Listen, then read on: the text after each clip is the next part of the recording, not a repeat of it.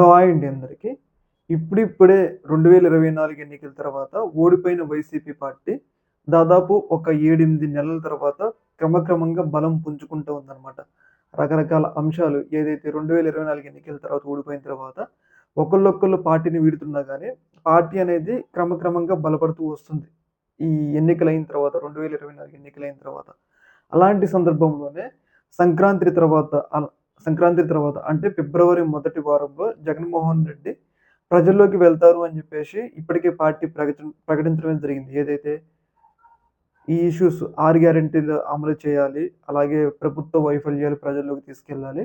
వాటన్నిటి గురించి ప్రజల్లోకి వెళ్ళాలి. కార్యకర్తల్లోకి కలవాలి అని చెప్పేసి జగన్మోహన్ రెడ్డి సన్నద్ధమవుతున్న సమయంలో విజయసాయి రెడ్డి యొక్క రాజీనామా అనేది వైసీపీ పార్టీ శ్రేణులననేది తీవ్ర స్థాయిలో నిరాశకు గురి చేస్తుందనమాట. ఎందుకంటే వేరే ఎవరైనా నాయకులు పోతే అంత బాధ పడకపోయేటోళ్ళు గానీ, వైసీపీలో కీలకమైన నంబర్ 2 అనుకున్న విజయసాయి రెడ్డి పోవటం అనేది ఇప్పటికీ కూడా వైసీపీ కార్యకర్తలకి మింగుడు పడట్లేదనమాట. ఎందుకంటే రకరకాల అంశాల్లో దాదాపు 40 సంవత్సరాల నుంచి వైసీపీ పార్టీతో వైఎస్ఆర్ ఫ్యామిలీతో, వైసీపీ పార్టీతో, జగన్మోహన్ రెడ్డితో చాలా అనుసంధానమైన వ్యక్తి.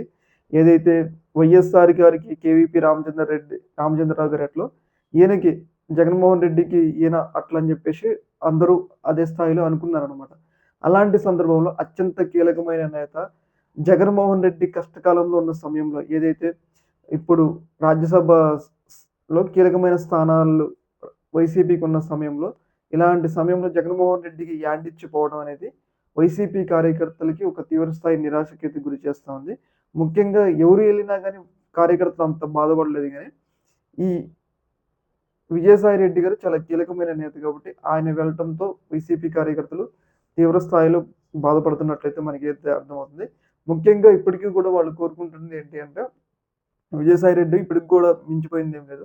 మీ నిర్ణయాన్ని వెనక్కి తీసుకోండి. మళ్ళీ వైసీపీ పార్టీలో కొనసాగండి అని చెప్పేసి ఒక వార్తలైతే వస్తున్నాయి. ఏదేమైనా గానీ ఈ యొక్క ఇష్యూ మాత్రం వైసీపీ కార్యకర్తలకి ఒక పెద్ద ఎదురు దెబ్బ అని మనం చెప్పుకోవాలి. ఈ యొక్క ఇష్యూ మీద మీ యొక్క అభిప్రాయం తెలియజేయండి. ఓకే మరి. Thank you.